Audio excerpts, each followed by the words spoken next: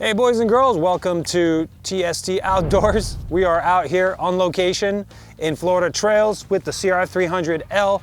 This bike was really marketed to a dual sport scene.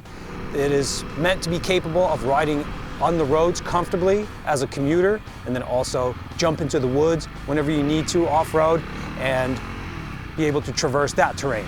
So we've already ridden it on pavement plenty, and we've taken it to our dyno, we've tuned it, we have an exhaust on there. Now we're gonna put it through its paces in this sort of environment. I've asked a couple of friends on true woods bikes to hang out with me. Also one on a quad. We're gonna use those guys as a means of comparison of what this bike is capable of in this environment, riding with those types of bikes. With all that being said, I wanna go ahead and get some adventure under my belt here on this bike, and we'll come back and tell you guys about what we felt while riding this thing.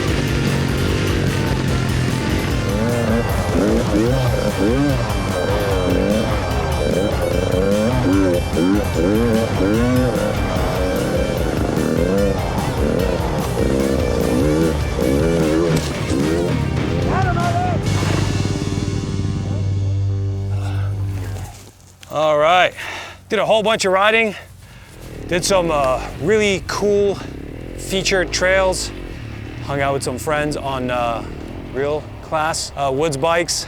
Here's what I got for you guys. This is a well-rounded all environment machine, but by no means is it a woods riding dedicated bike. That being said, I still had a blast riding this thing through the woods, through the trails, enduro single track.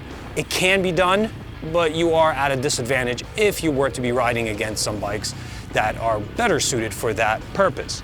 On this bike, I think its mass is really the detriment to its performance.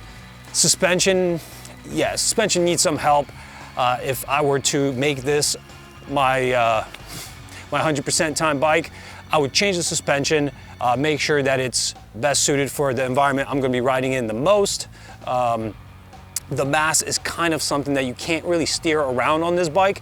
You could ditch some of it, but it's still gonna be a heavy bike. So we rode with guys on a KTM 150XC-W. That is a woods bike. It's a 150cc two-stroke bike. It's super light. It's like 200 pounds versus over 300 pounds here. That bike feels like a mountain bike with a motor on it. Then my other friend was riding a Kawasaki 250 four-stroke. That bike is a little bit heavier than the 150. I believe it's 240 pounds. It does still feel a lot lighter and a lot more nimble than this bike. So I believe that for woods riding, this bike will have a disadvantage of mass, but like I said, it's still a lot of fun, and it's a bike that you can register, you can commute on it, you can have some fun on the streets, and then you can take it in the dirt and also have a blast here. So, would I buy it all over again? Yes, I would definitely buy it all over again. However, it is time to pass it on. We are likely going to move on and get a different bike in the shop. For the purposes of this project, I think we are complete. I hope you enjoyed all of the videos that we provided you guys with. We had a lot of fun making those videos. I hope to have you guys come check us out when we buy the new bike to replace this thing, where we're probably gonna do a similar project, develop some parts, show you the installations, take it woods riding, have some fun, and keep repeating that process. All right, guys, that's it for this episode. I hope to see you in the next one. Thank you for watching. Hit like and subscribe. Ride safe. I'm out. See ya.